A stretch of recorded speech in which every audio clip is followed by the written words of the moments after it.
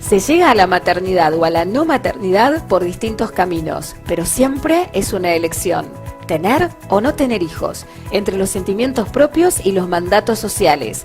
Mujeres, hombres, parejas que hacen hasta lo imposible para tener hijos y aquellos que prefieren no tenerlos. Hoy hablaremos de anticoncepción quirúrgica, derechos y daños. Bienvenidos a ¿Y ustedes para cuándo?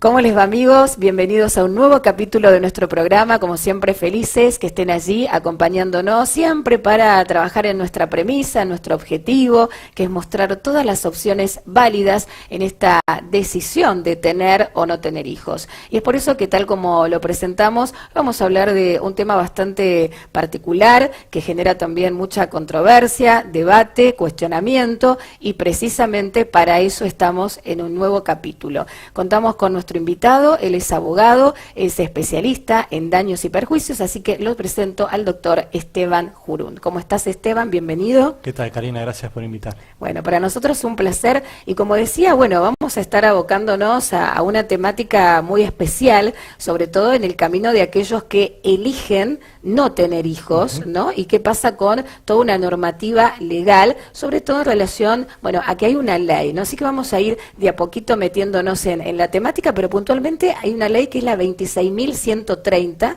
que se refiere a la anticoncepción quirúrgica. Exactamente, hay una ley, 26.130, es una ley nacional, es una ley que ya tiene 12 años, es una ley del año 2006, y con anterioridad a esa ley, hay que reconocerlo, en la provincia de Santa Fe, en los hospitales públicos, también se podía realizar la ligadura de trompas y vasectomía. En 2004 ya había una ley que había una avanzada de cuestiones de política de salud y demás, que la provincia siempre es una de las banderas en ese sentido, y 2 años antes ya se podía hacer en los hospitales públicos acá en la provincia. La ley 26.130 es una ley que, en mi opinión, viene a dar una luz de justicia con algunas situaciones que, sobre todo para determinados sectores sociales, por lo menos parecía injusta. ¿Qué sucedía antes? Antes, por la ley de ejercicio de medicina, para que las personas puedan hacerse la vasectomía o la ligadura tubaria, tenían que haber una indicación médica o terapéutica para poder hacerlo, de lo contrario estaba prohibida. ¿Esta ley en qué año aparece acá en nuestro país? 2006. 2006. La otra ley era la 17, todavía está vigente con algunas reformas, 17.000 y pico, que es la ley que regula el ejercicio general de la medicina en todo el país. La ley desde el 2006, en esos años hubo muchas leyes vinculadas a los temas de salud. Bueno, después a lo mejor vamos a hablar de un tema de los derechos del paciente, más esa ley es posterior. Establece distintos requisitos para poder realizarse la contracepción quirúrgica, que es como lo denomina la ley.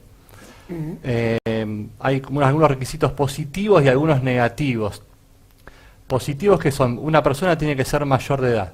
Hoy en día, para pedir la ligadura de trompas o la vasectomía de una persona, tiene que ser mayor de 18 años. Bien. Y como segundo requisito, tiene que prestar el consentimiento informado. Esta es una cuestión muy importante, no solamente en este tema en particular, sino en todos los temas de salud. El consentimiento informado es el asentimiento o la manifestación de voluntad que da el paciente luego de que fue clara, precisa y adecuadamente informado por el médico o por los auxiliares de salud, ya en el tratamiento quirúrgico o en el procedimiento que se trate. Acá estamos hablando de una intervención quirúrgica particular. Ajá, y Esteban, ahí no estás mostrando como requisito el hecho de ya haber tenido hijos, o sea, mientras se sea mayor de edad, y bueno, y ya con este consentimiento que haces mención, ya tendría que estar perfecto, ¿no? Pero sí, a veces no es así en la práctica. A ver, no es un requisito legal haber tenido hijos. Claro. Y sería muy cuestionable si así lo fuere, pero no lo es. Ni siquiera es requisito legal tener pareja. O sea, Claro. una persona puede hacerlo porque sí. Y uno de los requisitos que te decía negativos es que la ley solamente le pide el consentimiento, informado obviamente, a la persona que lo peticiona. No es necesario el consentimiento del cónyuge o del conviviente. Es algo similar a lo que hoy en día se está debatiendo con la interrupción voluntaria del embarazo. Basta solamente con la manifestación de voluntad previamente informada de la persona que quiere hacerse la intervención quirúrgica. Ajá, ¿y qué pasa con la parte psicológica, no? Porque esa es otra cuestión que también ahí se ve atravesada, que esto, bueno, después lo vamos a ir desarrollando incluso por este argumento que muchas veces dan los mismos profesionales médicos al Sí. momento que una persona, hombre, mujer, decide, ¿no?, pasar por una anticoncepción quirúrgica. Siempre el testimonio que aparece es el tratar de convencerlos, ¿no? Claro. Entonces, ¿qué pasa también con lo psicológico? ¿Tiene que haber allí una pericia hacia esa persona o no es necesario? Mira, no es necesario, no es legalmente necesario, y lo único que exige la ley es el consentimiento informado en esa situación. Sí puede tener como forma de llegar a un consentimiento informado de parte del paciente un asesoramiento, brindar información por parte del médico o un equipo interdisciplinario. Este equipo interdisciplinario puede estar conformado o no por un psicólogo, puede ser también otro tipo de especialistas que estén asesorando al paciente antes de tomar la decisión. Pero Claro. no es obligatorio de que haya una pericia o un dictamen psicológico favorable previo al tratamiento y a la medida quirúrgica. Ajá. Otra cuestión que la ley no exige es que haya autorización judicial. O sea, la persona va, manifiesta su consentimiento, siendo mayor de edad, y se tiene que realizar la práctica. No es necesaria la autorización judicial. Esta era una de las dificultades que había con anterioridad de la ley, que como se necesitaba el dictamen médico de que era conveniente terapéuticamente realizar la intervención quirúrgica para la vasectomía o la ligadura tubaria, había muchos amparos judiciales y algunos salían bien, algunos a favor y otros en contra de la persona que lo peticionaba. Entonces el paciente estaba inseguro, los médicos estaban inseguros con su tarea, había más trabajo para el tribunal, y esta ley puso fin y dice que no es necesaria la autorización Perfecto. judicial. En algunas provincias estaba regulado y sí exigían la necesidad de conveniencia terapéutica. No se exige esto en Santa Fe con anterioridad, pero ya con el piso mínimo que fija la Ley Nacional 26.130, no es necesaria tampoco la autorización judicial, sino el consentimiento informado de alguien mayor de edad. Bien, bueno, es importante todo lo que estás transmitiendo, Esteban, digo, porque hay mucha desinformación, mucho desconocimiento, incluso por parte de las mismas personas que ya toman esta decisión a la edad que fuere, ¿no? Sí, Porque claro. acá ya si se es mayor de edad, ya uno tiene que hacerse cargo de la elección de vida que tiene, ¿no?, en ese momento. ¿Qué pasa cuando los profesionales médicos se niegan a llevar adelante esta práctica, ¿no? Porque es lo que muchas veces ahí aparece como testimonio, el decir, bueno, vengo ya transitando diversos consultorios donde el profesional trata, como te decía antes, de convencerme para que no lo haga. Entonces, ¿qué hace una persona cuando se enfrenta a esa situación? Mirá, a lo mejor un comentario para ligarlo con con lo que veníamos conversando antes. No solamente las personas que intentan hacer esto tienen dificultades con los profesionales, sino también tienen prejuicios sociales que atravesar, tienen trabas burocráticas que atravesar, y la negativa del profesional puede ser fundada o infundada. El profesional tiene la obligación de intervenirlo quirúrgicamente. El único modo que tiene de ampararse la posibilidad de no hacerlo es la objeción de conciencia. La objeción de conciencia es un derecho que tiene no solamente el médico, sino cualquier personal auxiliar de salud, a lo mejor una persona administrativa, un enfermero, Sí. que no es el médico en sí, que dice, yo no quiero hacer ligaduras de trompa, el tratamiento médico que sea, por una cuestión religiosa, filosófica, Exacto. moral, ética, de ideales, el motivo que cada uno de nosotros puede llegar a tener. Pero previamente tiene que estar inscrito. Acá en Santa Fe, por ejemplo, hay un padrón, un registro que es una declaración jurada y hay que inscribirse para estar previamente, eximirse de eso, pero es un derecho que tiene el profesional de no hacerlo, pero sí tiene la obligación de informarlo. Claro. Y desde el nosocomio público o desde el sanatorio privado, tienen la obligación de reemplazar el puesto de él y sí garantizar el acceso al derecho de salud, reproductivo o sexual de la persona que quiera acceder al tratamiento. Se entiende, claro, esto es así, cada uno, incluso como profesional, tiene la decisión, bueno, que quiera al momento de tener que o no asistir a una persona con este requerimiento, ¿no? Sí. Entendiendo que toda postura, como es en este programa, es válida, ¿no? Todo de eso se trata, ¿no? De aceptar cada forma de ver la vida. ¿Qué pasa con alguna asistencia telefónica? ¿Existe ahí a dónde recurrir como para asesorarse? Porque, bueno, hoy contamos con tu figura, ¿no? Con alguien desde la parte legal que puede estar transmitiendo muchos conceptos, pero en lo habitual, con alguien que, bueno, que decide enfrentar esto y no sabe cómo proceder, ¿y algún número de teléfono para asistirlos? Hay un 0800, no recuerdo cómo sigue el número para consultar. Lo que yo igualmente aconsejo es ir a ver a un profesional médico cuando hay alguna duda, alguna dificultad, o si ya la situación ha pasado a mayores, en los cuales tienen otro tipo de trabas más allá de las que recién conversábamos, ir a ver a algún abogado en cómo se puede exigir el cumplimiento de ese derecho. Pero sí, a través de un 0800 que después se puede brindar a lo mejor. Cómo no, hay, por ejemplo, en la página de la provincia hay información de dónde consultar. Hay también otro número que es de Santa Fe, pero que no es un 0800 al cual se puede llamar y que forma parte del Ministerio de Salud, que ahí darán algún asesoramiento que es general. Después, particularizado en cada caso singular, sí lo aconsejable es ir a ver a un médico especialista o eventualmente a algún profesional abogado como para exigir el cumplimiento. Otra cuestión que esto es, tanto en los sanatorios públicos como en los privados, la ley 26.130 impone esto al Estado a través de los sanatorios públicos si la persona no tiene cobertura de obra social ni de empresa de medicina prepaga. Bien. Esta es una de las prestaciones que está incluida dentro del programa médico obligatorio del PMO, que es un listado mínimo o básico de lo que tiene que cubrir toda obra social o empresa de medicina prepaga. Bien, o sea que acá no es que si no se tiene un recurso económico no se puede acceder a una anticoncepción quirúrgica, porque esa es ley, como vos lo explicaste, y en los lugares públicos también esto tendría que ser posible. Es ley y es gratuito.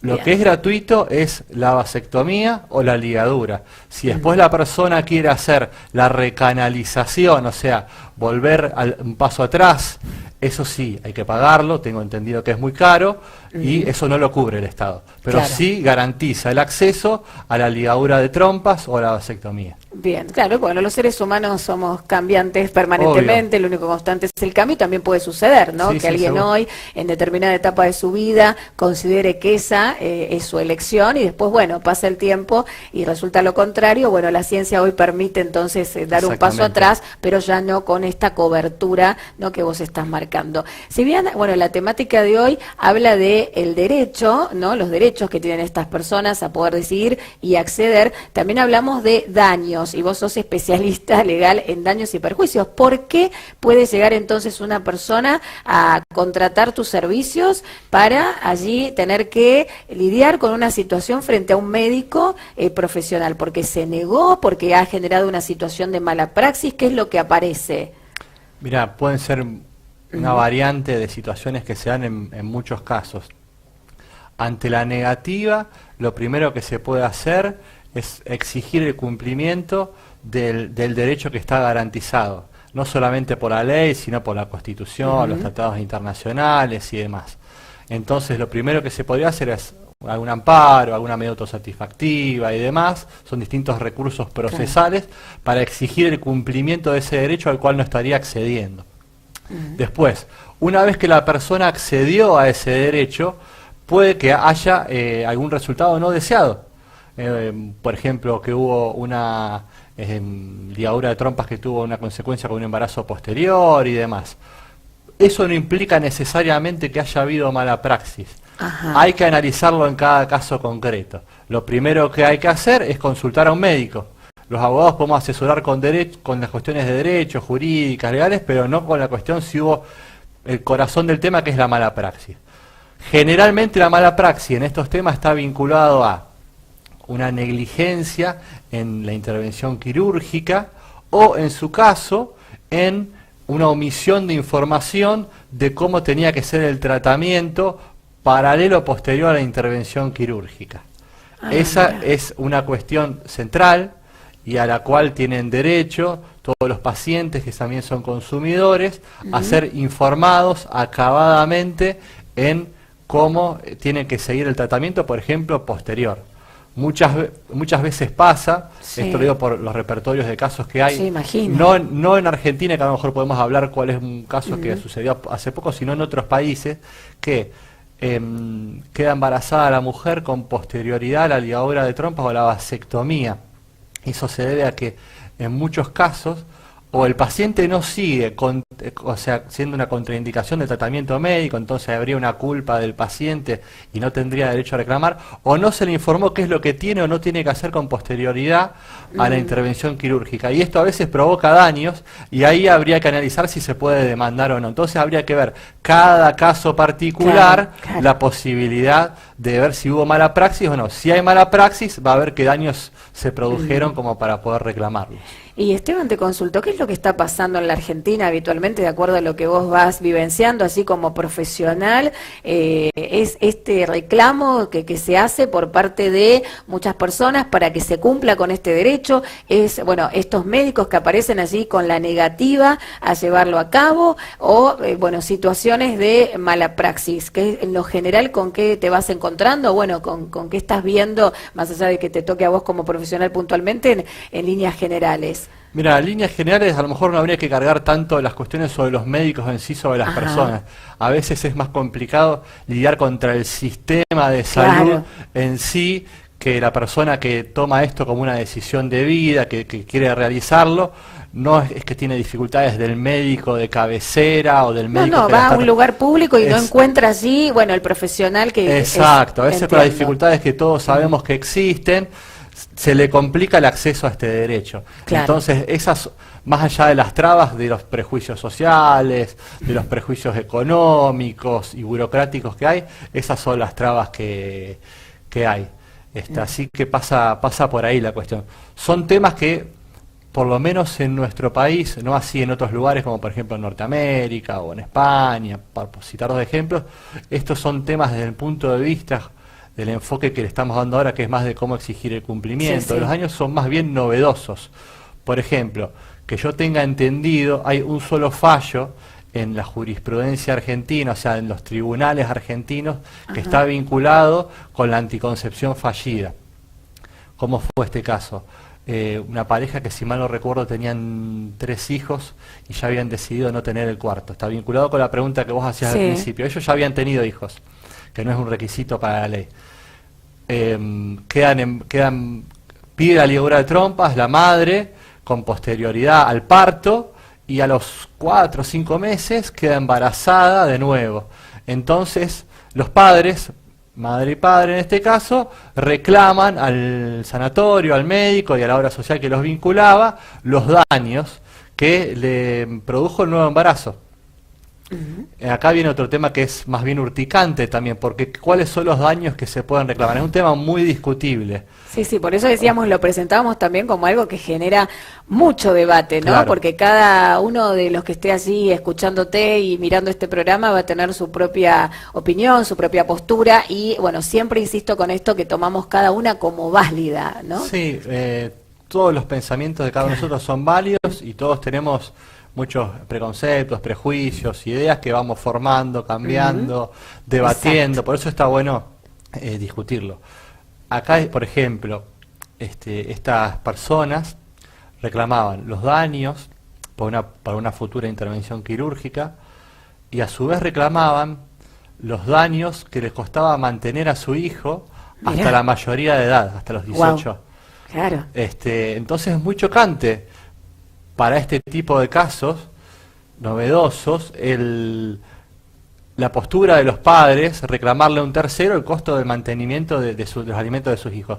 El tribunal solamente hizo lugar al daño moral de la madre y no del padre, y no le hizo lugar al costo patrimonial de solventar los alimentos del hijo hasta la mayoría de edad, diciendo en un argumento que a mí me parece discutible, dado que estaba probado que el hecho dañoso había sido la omisión de información de parte de los profesionales o del ente asistencial en este caso, que es la responsabilidad parental de los padres, es una obligación ineludible.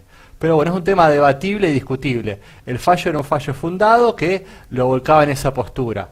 Puede haber opiniones a favor o en contra, pero es la postura de, digamos, de un tribunal. Totalmente, Esteban, qué interesante, ¿no? La verdad que me encanta, bueno, esto que estamos hoy tratando en el programa, porque no es habitual de escuchar en los medios de comunicación. Bueno, de hecho, este programa es el único que existe donde se muestran todas las posturas, ¿no? Y todos los caminos en esto de elegir tener o no tener hijos. Por lo que vos estás transmitiendo, las operaciones, entonces, fallan. Las operaciones, sí, digo, que tengan que ver con la anticoncepción, no son seguras por estas situaciones que vos estás contando, y porque también imagino que habrá testimonios incluso más cercanos, no digo de esta provincia o en definitiva del país, donde también se recurre a una figura legal para ir a reclamar por daños y perjuicios, en definitiva.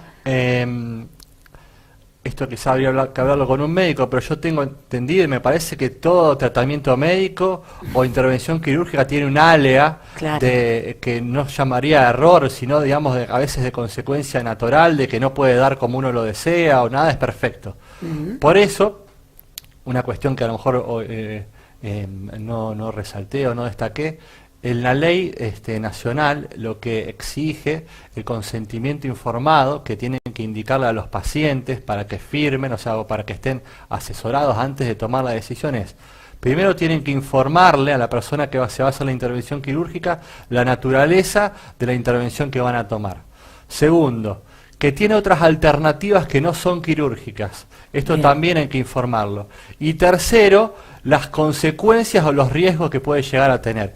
Si hay una omisión de estos distintos tipos de cuestiones que hay que informar, puede llegar a haber consecuencias dañosas o mala praxis, por más que la intervención médica haya sido correcta. Porque, por ejemplo, a lo mejor la intervención médica fue correcta, pero no le dijeron, por ejemplo, estoy diciendo un ejemplo yo que soy abogado y no médico, no tengan relaciones sin usar preservativos durante los próximos 2 meses, y después de la intervención sucede eso, por omitir una información o por dar por supuesto algo, o a veces las condiciones en las que se prestan los consentimientos informados, puede dar lugar a un posterior embarazo cuando no era deseado y iba a tener con naturalidad un resultado exitoso de la intervención si se informaba correctamente. Entiendo, o sea que ahí viene también todo este contexto acompañando, ¿no? No solo, bueno, la intervención quirúrgica, sino, como decías antes, todo lo posterior, y bueno, y si no se informa en el momento adecuado. Vital la información. Bien, y ahora te voy a hacer una pregunta concreta, directa, y sé que quizás, bueno, más de uno que está allí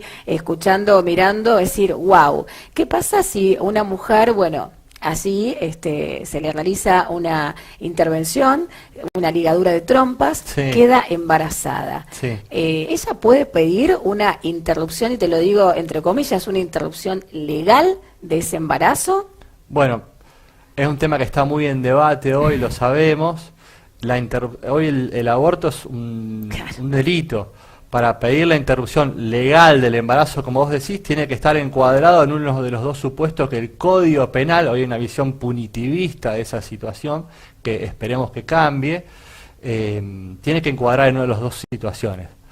Las dos situaciones son o una violación a la mujer, claro, o que esté en riesgo la vida o la salud de la madre. Tendrá que darse sobre todo esta segunda situación para poder acceder al aborto sin tener consecuencias penales, digamos, un aborto no punible. Bien, o sea, no se puede tomar como antecedente que esta mujer había decidido llevar adelante una anticoncepción quirúrgica, o sea, eso no puede ser el argumento al momento de solicitar. Te pregunto, pues puede llegar a ser también y el día de mañana, si llega a salir la ley de interrupción voluntaria del embarazo, lo va a pedir porque se lo garantiza esa ley. Claro, no porque falló lo anterior. Entiendo. Ese es mi pensamiento.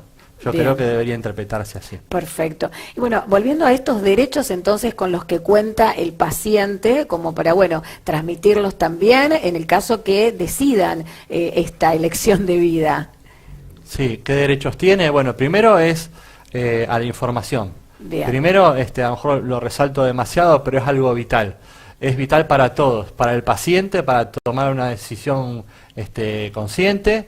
Estamos suponiendo que son personas que ya la tienen tomado, porque hay que tener en cuenta que estas situaciones, las personas que toman esta decisión toman esto como un proyecto de vida propio, Exacto. como una decisión de vida. Entonces también si llega a producirse un daño, tiene repercusión en ese sentido. Los otros derechos que tienen es, como todo paciente en todas las cuestiones de salud en general, es acceder a la historia clínica, por ejemplo. La historia clínica la puede pedir tanto el paciente como el cónyuge conviviente o el médico con autorización del paciente. Tienen que entregársela, la ley dice en 48 horas, todos sabemos que es muy difícil conseguir una historia clínica en ese plazo. Cuando se consigue, y el paciente tiene que saber que eso, lo que está ahí, es titularidad de él. Entonces, por eso tiene derecho a que se lo entregue. Pasa por ahí. ¿Y también hay alguna recomendación, que hacer en cuanto a qué documentación tendrían que estar allí guardando por si, más adelante tendría que ser utilizada, y tener que, adquirir los servicios de un profesional legal como para enfrentar algo que, que no es deseado, que es algún tipo de demanda, pero ¿qué sería la recomendación, para las personas que hoy están en ese camino, quieren enfrentar una intervención quirúrgica de estas características y, como para también ya prever desde ese lugarcito, porque imagino que también habrás encontrado casos de personas que perdieron cierta documentación, o cómo se hace después para el momento, ¿no? Recopilar y volver al historial. Sí, perderlo a veces, este tipo de documentación es bastante difícil porque la persona que se somete o que decide este tratamiento es algo muy importante. Claro. Entonces es difícil que pierda esta documentación. Sí es fácil que no la tenga, porque no se la entregan. Entonces, cada paso que van dando hay que ir haciéndose de la documentación, tomando una fotocopia o saber que en cualquier momento se puede pedir una copia certificada de la historia clínica y que tienen derecho a eso. Ajá. Y en el caso, como vos decías al inicio, ¿no? Que una persona esté reclamando por este derecho, sobre todo en el ámbito público, que te hago de paso otra pregunta, ¿es más fácil a veces acceder en un ámbito privado o siempre ahí la traba, aparece el obstáculo, la adversidad cuando esta persona quiere acceder al cumplimiento de la ley en un hospital público? No lo sé, te digo la verdad, no lo sé. Asumo que por cuestión de el bolsillo de cada uno, claro, o por cuestiones de recursos públicos, va a variar en cada caso, depende de dónde se pueda hacer, pero yo no te lo podría comentar como una respuesta generalizada. Eso no te lo sé responder. Claro, quizás ahí cuando está el recurso económico facilita. Si uno tiene una muy buena cobertura médica o tiene un mejor bolsillo, todo lamentablemente es más fácil, pero no te podría responder a título general esa pregunta. Bien, bien, Esteban, pero me parece, interesante todos los conceptos que has estado transmitiendo, sobre todo informando, y este programa apunta a llegar a la sociedad en general, ¿no? Estamos atravesados por mucho condicionamiento todavía, por mucho cuestionamiento a veces hacia quien decide emprender el camino de por ahí, recurrir a una anticoncepción quirúrgica y todavía esta mirada del otro, ¿no? Que con la que también estas personas tienen que lidiar, ¿no? Más allá de toda la burocracia con la que se enfrentan, que vos estás comentando. Y la última pregunta que antes te quería hacer tenía que ver con eso, ¿no? ¿Cuánto tiempo después tarda en que se resulte allí favorable la decisión en la cobertura de la ley? Porque claro, empieza este caminito de encontrarse con que no está el cumplimiento, se contratan los servicios de un profesional como vos y a partir de ahí, ¿cuánta es la espera? Imprevisible, porque a veces enviando una carta documento se puede solucionar, a veces con un llamado telefónico, y otras veces hay que iniciar un proceso judicial, el cual tiene tiempos que son imprevisibles. Entonces, no hay un plazo que uno pueda decir, no, esto en 15 días ya lo tenés resuelto. Exacto. Es totalmente imprevisible, y el que garantice un plazo determinado está cercano a la mentira, porque no depende a lo mejor de los recursos que tenga el hospital en ese momento, de la posibilidad de proyectarlo, de programarlo, de las posibilidades disponibles que haya en el ente asistencial, depende de un montón de cuestiones, depende de la el momento que está atravesando la persona, que a lo mejor el médico dice no te lo hagas ahora, te lo hagas más adelante con algún correcto criterio médico.